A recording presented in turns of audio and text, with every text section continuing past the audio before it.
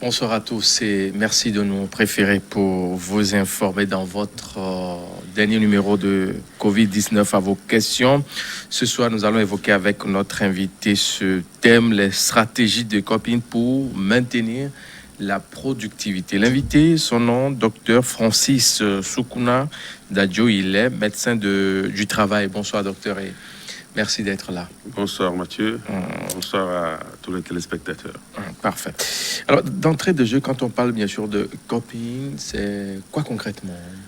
Alors, merci pour cette tribune que New World TV nous offre pour parler encore de Covid-19. Le coping, c'est un terme utilisé en psychologie habituellement, en psychologie, pour décrire tous les processus qui sont mis en place par l'inconscient afin de faire face à un traumatisme et de continuer à suivre le cours de la vie. Voilà donc ce qu'on peut appeler par le phénomène de coping. Donc c'est tout ce qu'on peut faire pour faire face à une situation qui est une menace. Et dans le cadre de Covid-19, vous savez que cette pandémie est un problème de santé publique et est une menace pour l'humanité et l'entreprise entière. Alors, qu'est-ce qu'il faut faire pour maîtriser ou pour tolérer ou pour diminuer l'impact du coronavirus sur la productivité de l'entreprise? Puisque nous savons que la productivité de l'entreprise, c'est ce que tout employeur recherche en mettant en place son industrie ou son entreprise. Il faudrait que cette productivité soit maintenue ou grimpe ou augmente. Mais nous sommes face à une situation qui a mis à mal donc, le monde du travail, donc les entreprises. Alors, justement, dans les entreprises togolaises, comment est-elle adopté cette stratégie là, de coping ou bien c'est pas encore chose possible dans nos sociétés togolaises, entreprises togolaises. Nous vivons déjà la situation. Vous savez que c'est à cause du monde du travail que nous ne sommes pas allés à un confinement sec. Parce que si on allait à un confinement sec, le monde du travail, partant le monde entier, le peuple togolais tout entier va en pâtir parce que sans sous, on va plus vivre une crise économique et mourir de faim que de la maladie qu'on redoute. Alors, nous avons eu des orientations par rapport à ce qu'il faut faire. Le gouvernement donne des orientations par rapport à la réorganisation des entreprises. C'est vrai que dans cette réorganisation, il y a des manques à gagner. Et ces manques à gagner doivent être remontés par le concours de tous. C'est une affaire de tous. Nous devons tous nous mettre ensemble. Nous devons tous coopérer pour remonter la pente. Donc, au jour d'aujourd'hui, dans l'entreprise togolaise, vous savez qu'il y a eu des pertes liées au nombre d'heures de travail qu'on a abandonné parce qu'il y avait eu des réaménagements horaires. Des gens sont allés en congé. Des gens sont allés en congé administratifs normaux. Et d'autres sont allés en congé technique pour éviter qu'il y ait une pléthore de travailleurs sur les postes de travail. Donc nous avons commencé cette démarche. Dans la fonction publique ou bien dans les privés au Togo? Que ce soit dans les privés ou dans la fonction publique, tout a été organisé dans le même sens. Où il faut avoir moins de travailleurs sur les différents postes de travail et organiser une rotation pour que tout le monde puisse participer. Il y avait une nouvelle forme d'organisation de travail qui est le télétravail, qui est plus dans l'entreprise privée que dans la fonction publique. Donc, cette démarche de réorganisation a déjà commencé chez nous et nous devons tout faire pour améliorer donc, pour que l'entreprise ne tombe pas. Mais cela n'a pas été aussi visible. Bon, on se disait que peut-être le Togo n'était pas vraiment à cette étape de l'évolution en matière de coping.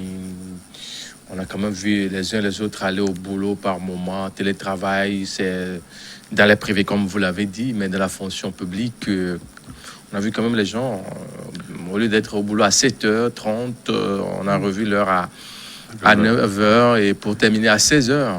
Absolument. C'est vrai qu'il y a une perte par rapport aux heures, à ces heures que nous avons dû laisser. Dans la fonction publique, c'est le chef du département qui a ordonné le changement de ces horaires de 9h à 16h, avec une pause interne autour de 13h. Mais ça ne veut pas dire que c'est une situation qui doit perdurer. Vous savez que après que la maladie soit stabilisée, nous sommes passés donc à 7h, aux heures normaux. Oui. Aux heures normales plutôt. Donc nous sommes passés aux heures normales par rapport...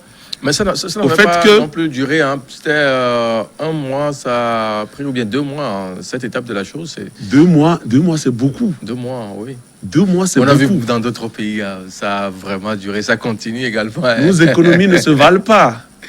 Nos économies ne sont pas les mêmes quand vous quittez ce tropique vers un autre. Les gens ont fait peut-être 3 mois ou 4 mois de confinement, mais l'effet qu'ils ressentent au jour d'aujourd'hui, c'est qu'ils ne le disent pas. Nous, au jour d'aujourd'hui, au Togo, nous avons fait peut-être 2 mois de cette situation où nous avons eu une perte d'heures de travail, mais au jour d'aujourd'hui, nous sentons quand même cet effet de la perte, du manque à gagner par rapport à ces réaménagements horaires et par rapport aux diminutions des effectifs. Et pour régler cette situation, pour adopter une bonne stratégie par rapport à la productivité, c'est l'affaire de tous, comme je le disais. L'employeur doit pouvoir se mettre. Se mettre en faisant quoi concrètement? Voilà. L'employeur doit pouvoir organiser selon les recommandations de l'OIT sur l'emploi, le travail décent, qui est un instrument qui a été pris en 2017 pour que nous ayons une bonne résilience face aux crises. C'est le plus récent des instruments de l'OIT qui promeut le dialogue social. Vous voyez, si nous ne faisons pas le dialogue, si nous ne dialoguons pas, si nous ne parlons pas avec les autres de comment nous allons gérer les situations, nous ne pourrons pas le faire. L'employeur doit être le métronome de cette activité en informant les travailleurs sur comment on doit pouvoir faire pour remonter la pente. Et il doit être aidé dans cette tâche par qui? Les travailleurs, par les spécialistes de santé au travail, qui est le médecin du travail accompagné donc, des autres membres de l'équipe pluridisciplinaire. C'est ce qui doit être fait. Donc l'employeur doit être disposé à faire une bonne organisation, à rétablir le dialogue avec les travailleurs, à informer les travailleurs sur les risques et quelles sont les difficultés auxquelles il est confronté par rapport à la gestion donc, de Covid-19. Voilà donc ce que peut faire l'employeur. Et au niveau des employés? Au niveau des travailleurs, nous devons quand même coopérer avec l'employé et l'employeur.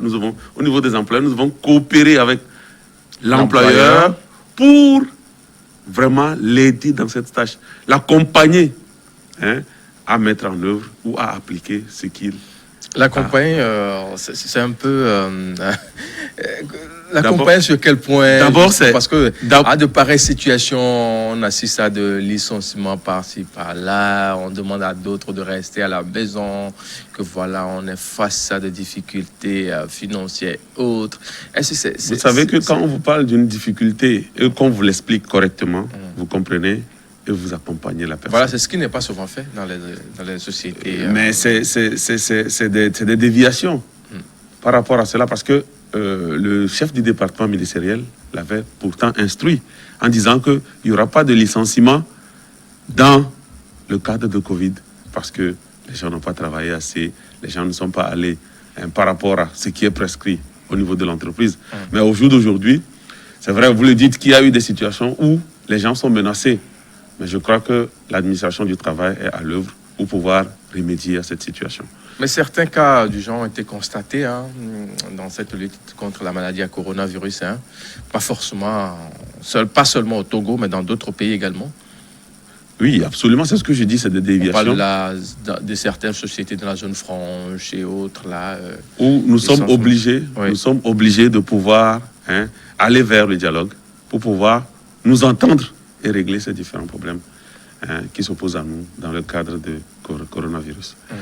Alors, je disais que les employés doivent respecter les consignes et aller dans le sens où nous devons accompagner l'employeur pour sortir de ce tunnel-là, qui n'est pas un bon tunnel dans lequel nous sommes engouffrés. Nous sommes engouffrés dedans, ce n'est pas volontairement, c'est parce que nous traversons une crise sanitaire mondiale. Donc, le service de sécurité santé au travail doit aussi accompagner, mais l'employeur doit mettre les moyens. Alors que nous savons qu'au jour d'aujourd'hui... Quand on n'assure pas, on ne déclare pas l'employé, tout cela, comment ça peut être fait concrètement? Alors, nous devons... On sait qu'avec la CNSS tout récemment, bon... Il y a eu des allègements par rapport à... Les choses ont quand même évolué un peu, mais... Il y a eu des allègements pour que... Pas totalement avec d'autres... On ne peut pas tout annuler, de peur de ne pas pouvoir faire les prestations qu'il faut. Nous avons des prestations familiales, les prestations pour risque professionnel et les autres prestations quand nous allons à la retraite ou quand nous sommes invalides. Donc vous voyez, donc il y a des allègements pour que les gens puissent avoir le temps de pouvoir payer leurs charges sociales. Et dans ce sens-là, je crois que l'État est en train de quand même réfléchir à comment aider donc, ces différentes entreprises. Vous allez voir au niveau de l'OTR, il y a aussi des allègements au niveau des impôts ou des douanes.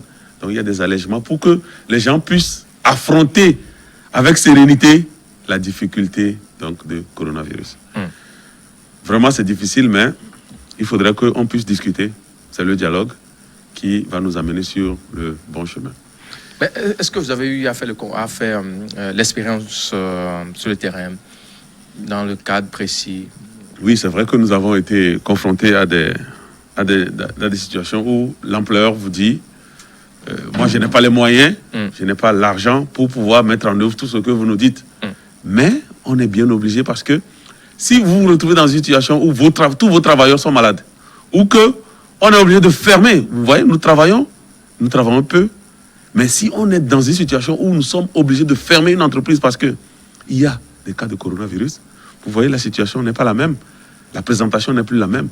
Donc, nous devons aller dans le sens où nous devons préserver donc l'entreprise, parce que nous devons préserver d'abord l'entreprise, puis ensuite continuer pour remonter la pente de la productivité. Si l'entreprise est fermée pour cause de maladie, on ne pourra pas remonter donc la pente de coronavirus. Voilà donc la situation qui se présente. Et ce que nous avons fait par rapport au contrôle, il y a environ 2 mois, nous avons quand même pu constater que dans certaines entreprises, la démarche est bonne. Les gens ont mis les mesures barrières. Les gens ont fait la réorganisation qu'il faut. Donc, la distanciation sociale ou physique, la distanciation physique. Et la réception des clients par rapport à ces structures qui reçoivent beaucoup de clients. Donc, comment ils organisent. Parce que c'est des surcharges, c'est des surcoûts de charges. Vous devez faire un appartement si vous n'avez pas un grand hangar pour héberger tous ces gens. Donc, vous voyez, donc, il y a ces surcoûts de prix ou de dépenses que vous devez faire pour pouvoir aller dans le sens où nous devons éviter le coronavirus dans nos différentes entreprises. Mais on a comme impression que vous n'avez pas vraiment agi en ce temps de crise sanitaire, surtout dans certains ateliers. Nous prenons nos amis les coiffeuses, les coiffeurs, les couturiers et autres. Oui. L'effectif était gardé comme tel et rien ne fit. On se demande si ces personnes-là sont sur une autre planète. Normalement, on s'attendrait à ce que nous faisons par rapport à cette émission. Oui, la sensibilisation. La sensibilisation. Et cet effet-là, où les gens vont quand même respecter ce qui se dit. Et vous savez que toutes ces structures-là fonctionnent dans l'informel. Et vous voyez, donc là, dans les structures formelles, il y a ces difficultés. Que dire donc de ces structures qui sont dans l'informel? Mais on se disait que, comme pour la population générale, les sensibilisations doivent pouvoir remonter la pente au niveau de ces structures où les coiffeurs ou les coiffeuses devaient réorganiser ou fermer un tant soit peu, parce que c'est eux qui ont été pris en charge par le programme Novici. Novici.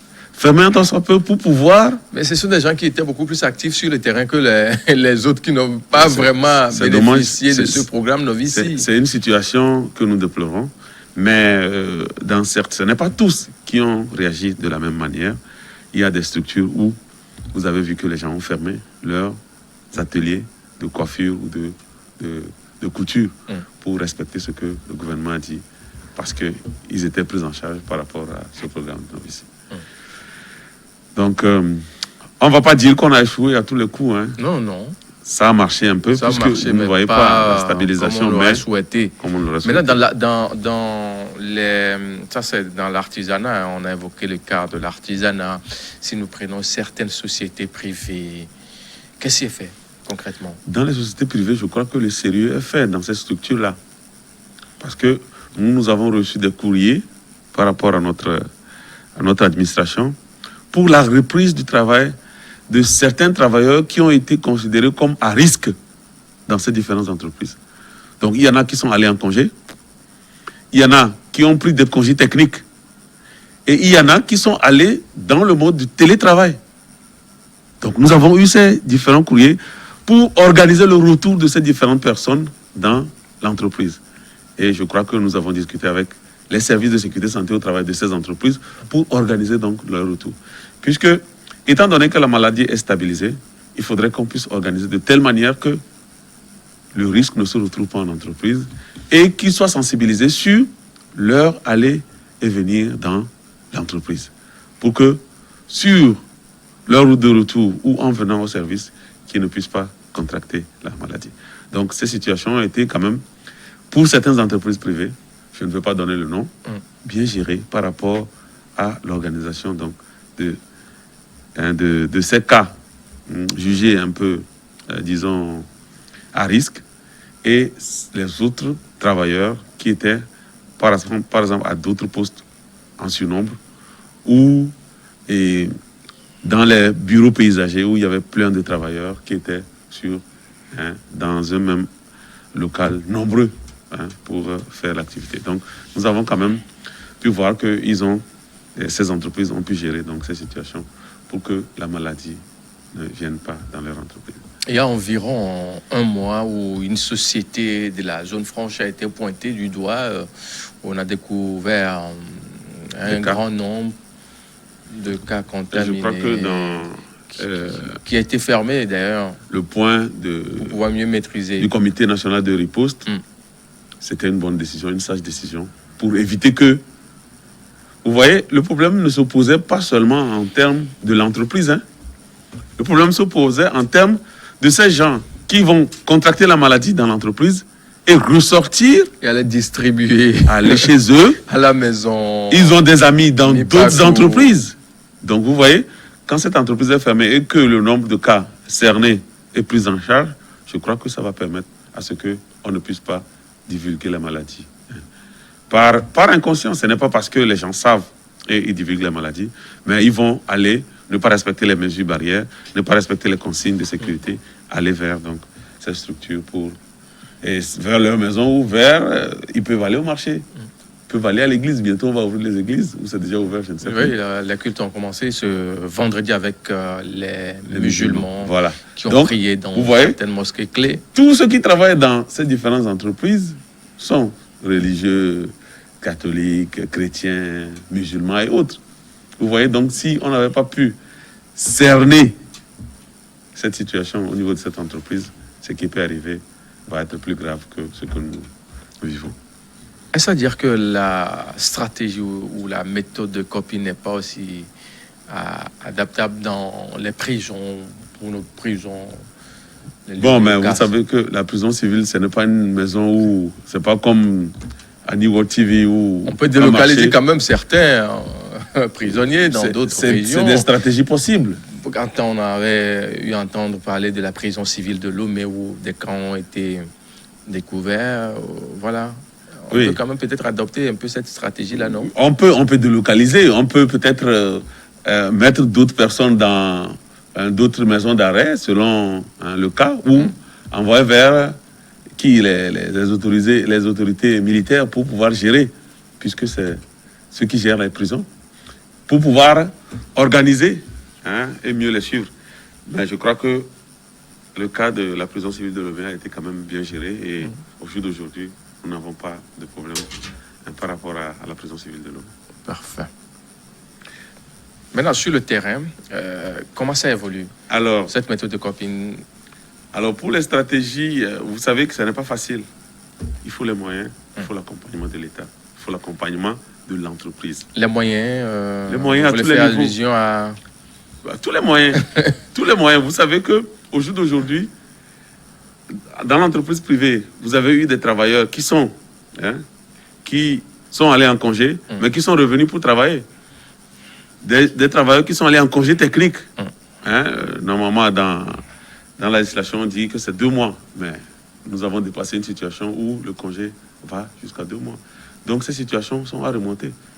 Donc, si nous avons une entreprise qui produit, nous avons besoin de plus de producteurs pour être à la croisière ou être au niveau où nous souhaitons de la production.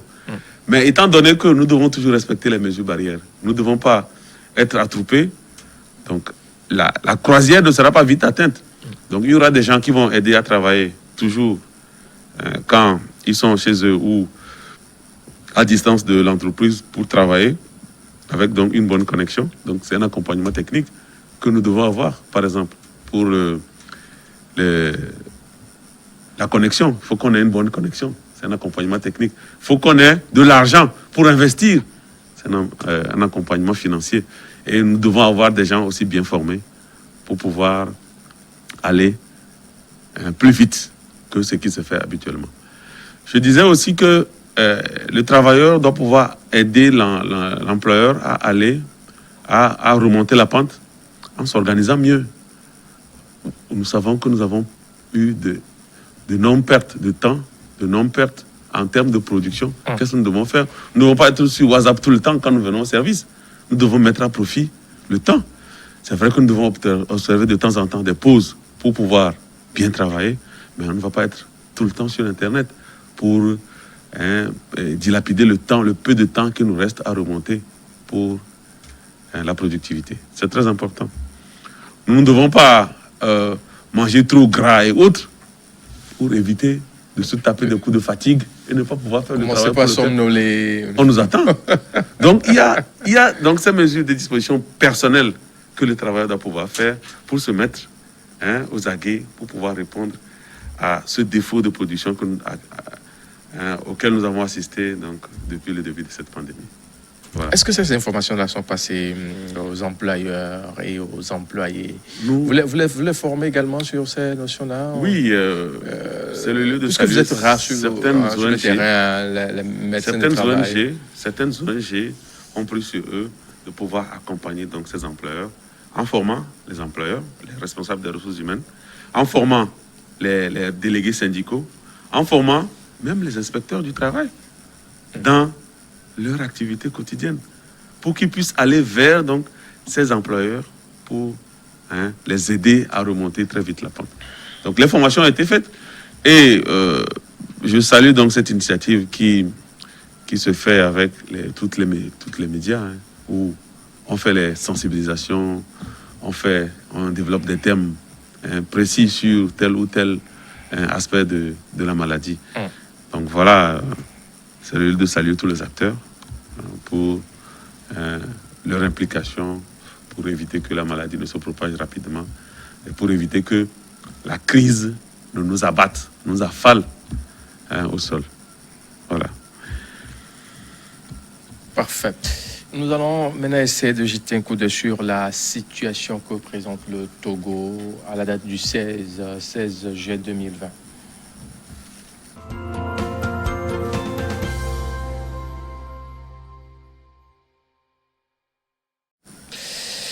Le 16-20 juillet 2020 au Togo, la situation se présente comme suit. Nous avons 191 cas actifs pour 543 cas guéris.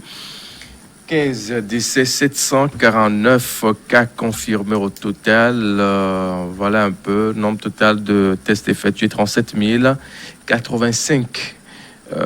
4,81 tests pour 1000 habitants et 1,28 cas pour 100 000 habitants ces 14 derniers jours au Togo. La situation est sous contrôle, docteur Soukouna. Ah oui, et c'est vrai que la maladie est stabilisée, mais nous ne devons pas être distraits. C'est pour ça que les sensibilisations doivent continuer. La maladie évolue très bien chez nous, avec ce nombre de cas guéris qui va croissant. C'est beaucoup. l'équipe de prise en charge et l'équipe d'épidémiologie de terrain les équipes là sont encouragées. Et nous devons aussi dire merci à l'équipe de coordination avec à sa tête donc le chef de l'État. Donc 15 décès, c'est trop, mais c'est mieux par rapport c'est prenable, hein, ça va. à d'autres situations comparé à d'autres pays. Dans d'autres pays. Alors, 749 cas confirmés sur les 37 085 tests qu'on a réalisés. Bon, on se dit que nous avons une stabilisation de la maladie et nous devons continuer par appuyer sur donc nos différentes stratégies pour éviter que la maladie ne se propage. Alors, vous voyez que les cultes ont commencé. Il faudrait qu'on puisse vraiment aller plus fort par rapport à la sensibilisation pour qu'on n'ait pas de nouveaux cas dans les jours à venir. Parce que c'est quand les gens se retrouvent où il y a des mouvements de population comme ça que les gens prennent contact et malheureusement, donc, on découvre encore de nouveaux cas. Donc, il faudrait que on puisse aller vraiment sur la pointe des pieds par rapport à cette ouverture des lieux de culte pour doucement, cerner la maladie comme nous l'avons fait depuis le début. Ça a commencé ce vendredi avec les croyants, enfin musulmans. Mais je pense qu'ils vont mieux s'en sortir comparativement aux chrétiens, puisqu'ils font des ablutions avant de prier. Hein. Ça permettra quand même plus ou moins d'éliminer le niveau de contamination à cette maladie. Oui, le niveau de contamination par rapport aux mains et autres vont quand même bien diminuer. Mais si nous ne mettons pas la barrière qui est le masque, si nous avons bien sûr lavé nos mains pour aller prier et que nous sommes à côté d'une autre personne qui n'a pas mis le masque, le problème n'est pas encore réglé. Mais ça va être un peu compliqué. Hein. Les masques, à la mosquée, dans les églises. On est bien obligé parce que c'est une situation qui nous contraint à ça. On est bien obligé de pouvoir observer le masque. Le masque est obligatoire au jour d'aujourd'hui pour tout le monde.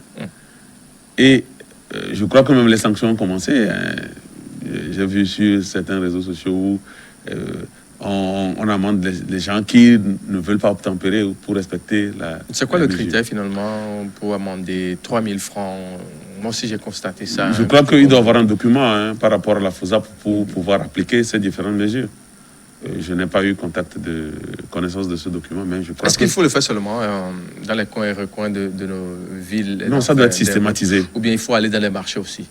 Partout, ça doit être systématisé.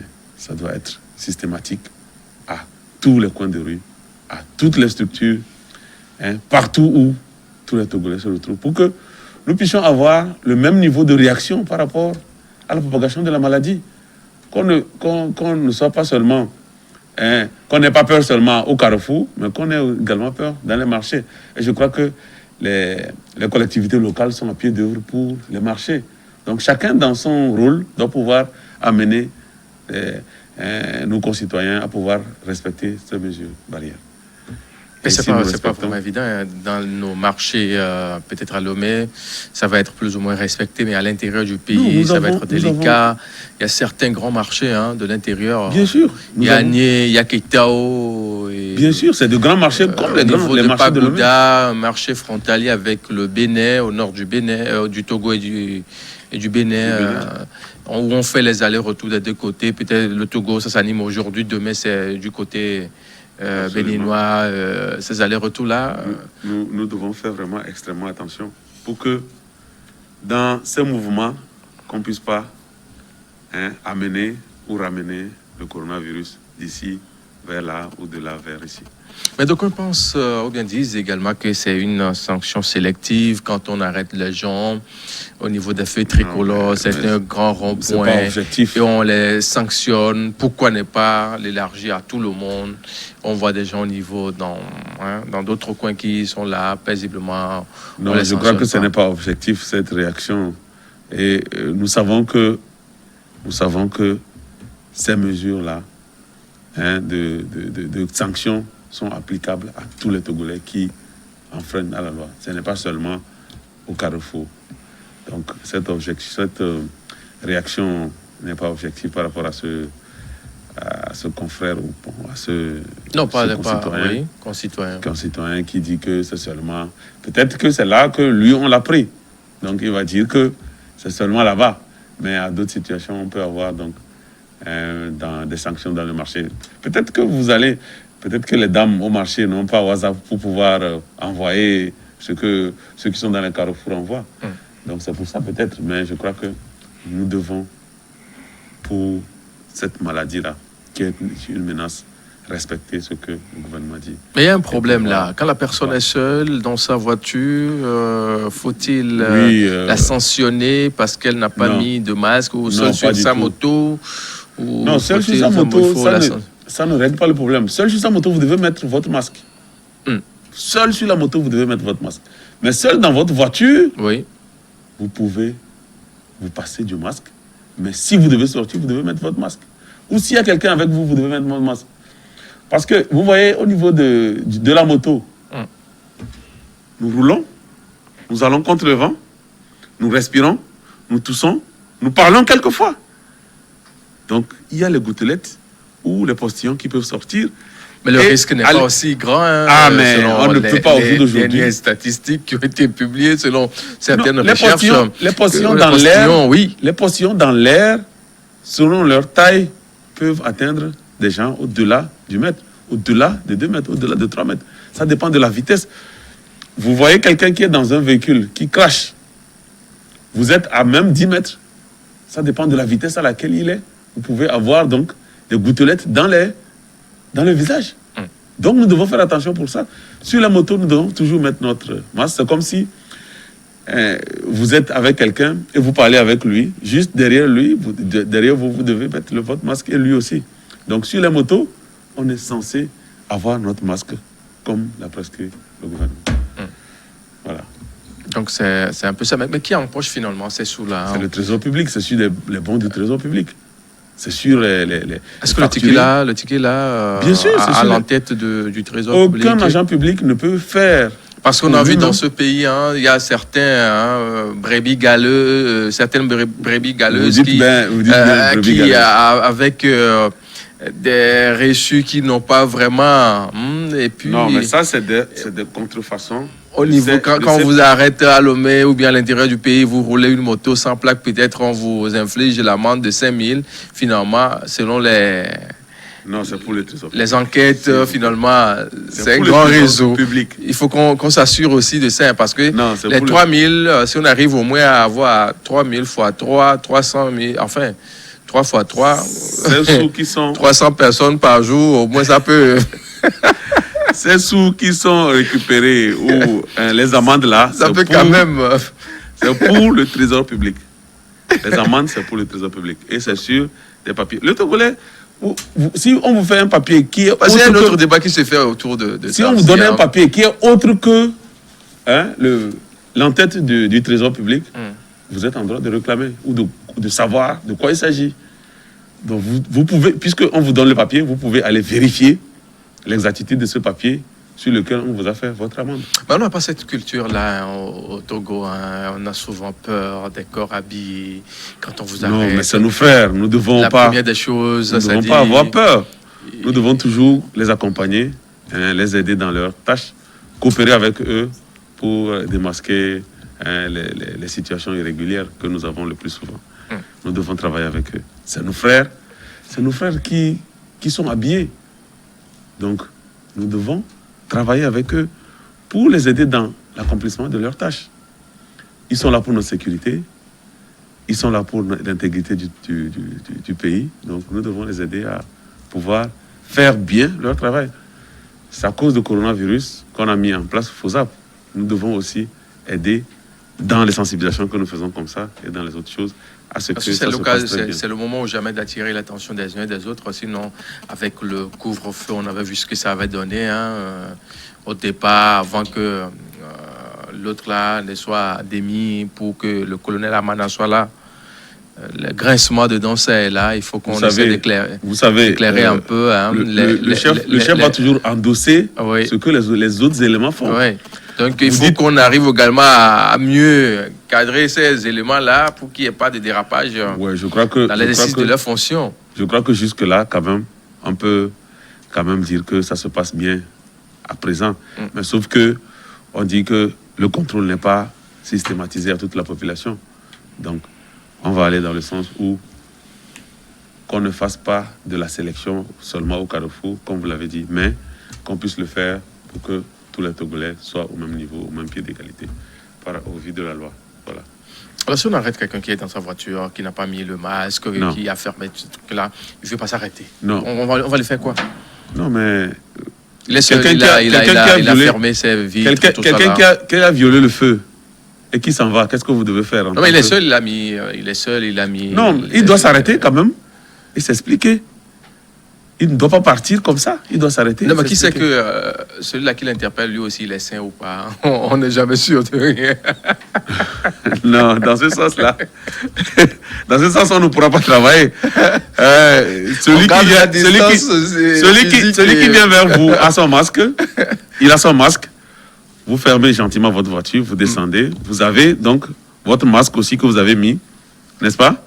Et vous discutez, vous parlez à distance quand même. Il faut respecter cette distanciation physique pour que l'autre ne puisse pas vous envoyer les postillons ou que vous aussi, vous ne puissiez pas envoyer les postillons vers lui. Voilà. Donc c'est un peu ça. Hein.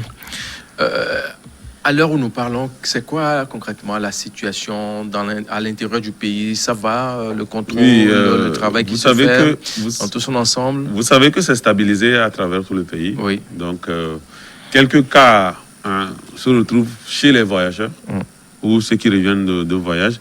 Vous savez qu'il y a des gens qui, à travers nos frontières, certaines villes frontalières, ont des mouvements de population qui arrivent donc. La population est quand même sensibilisée pour signaler ces différents voyageurs qui arrivent donc, dans ces différentes localités.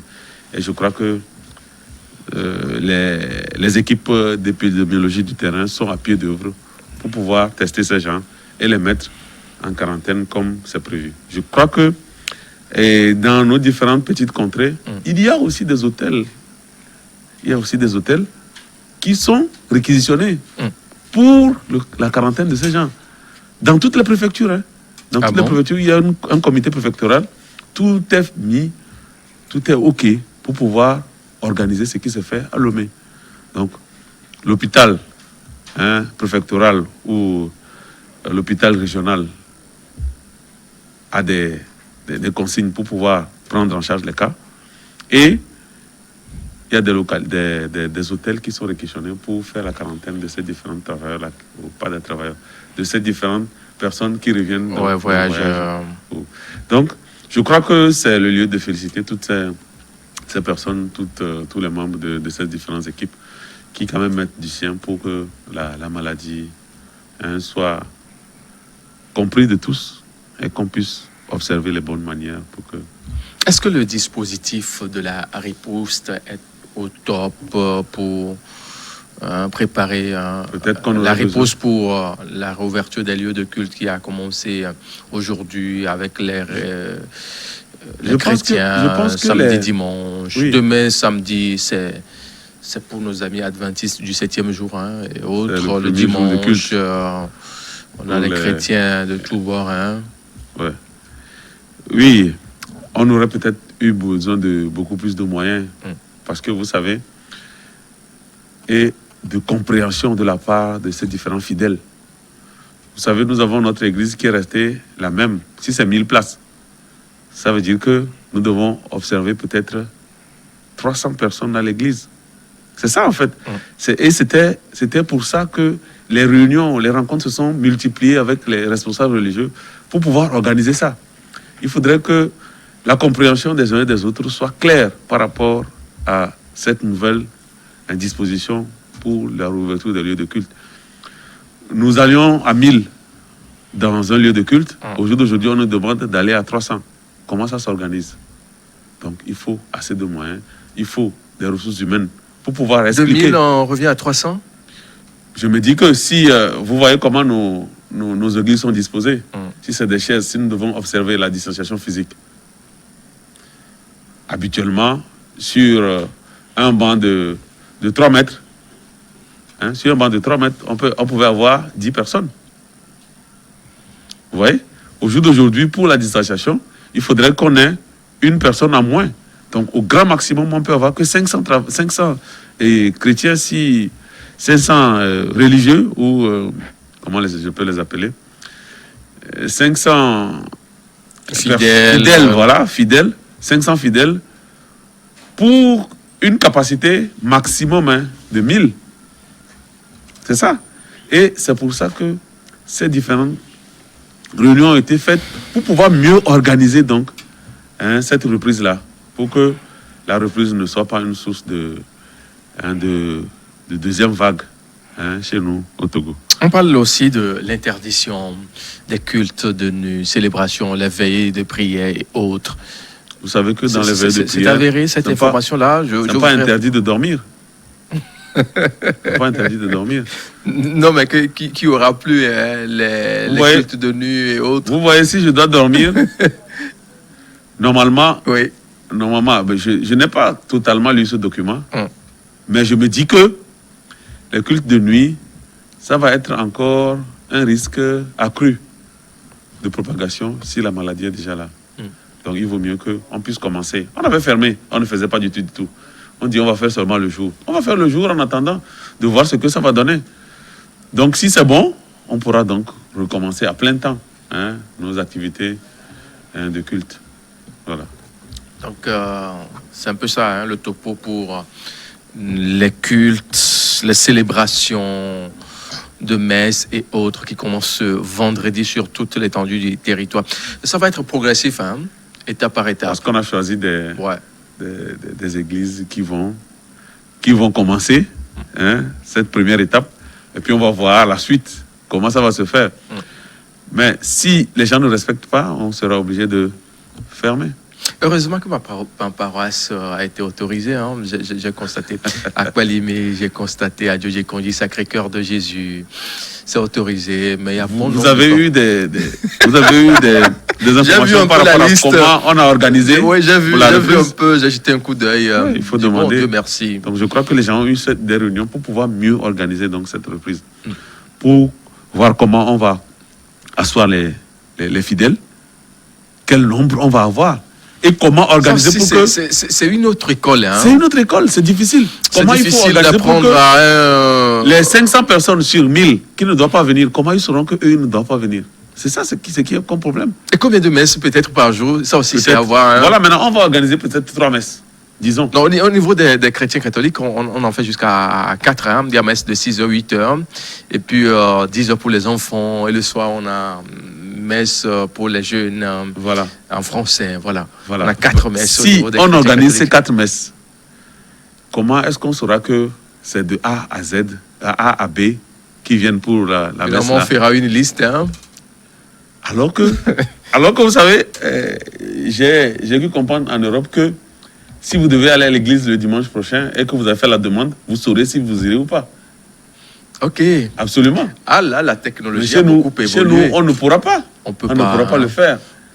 On, Ouais, se, donc, on va se lever tôt, on se douche bien. On va, met donc nos il y aura, jolis habits, il y aura les faux beaux habits. il y aura les faux apps de l'église qui vont aussi s'arrêter pour dire l'église est pleine, revenez à la messe de 8h. On a souvent les scouts, hein, nos amis scouts Voilà. et autres Donc, qui vont c'est une veiller situation aussi comme ça. au Nous grain. allons vivre. Merci docteur, c'est un plaisir hein, de vous avoir de temps en temps sur ce plateau pour avoir de vos explications. Des fois ça nous édifie par rapport surtout aux copines dont vous avez fait le développement. Ça éclairait plus d'un. Et Merci. en substance, quand on nous retenir, quand on parle bien sûr de copines. Alors, le coping, c'est la réaction que nous devons avoir, ce que nous devons faire face à une menace. Et nous savons au jour d'aujourd'hui que notre menace, c'est le coronavirus. C'est un ennemi commun, un ennemi redoutable, hein, Oui. jusqu'à aujourd'hui. C'est vrai qu'il y a des débats qui disent que le coronavirus n'est pas une réalité, mais au jour d'aujourd'hui, chez nous, nous savons que le coronavirus existe chez nous. Et nous devons faire très attention pour éviter que déjà nos économies ne sont pas très fortes, pour qu'on ne bascule pas dans l'extrême pauvreté. Voilà. Merci beaucoup, docteur Francis Soukouna Dadjo. Je rappelle bien sûr que vous êtes médecin de travail et vous officiez bien sûr au niveau du ministère En charge du travail, à la direction générale du travail, voilà. où je gère l'inspection médicale du travail.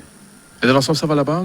Oui, ça va. Vous habitez où concrètement là? Votre bureau se trouve à quel niveau? Nous sommes On va vous rendre logés- visite hein, pour voir ce que vous faites.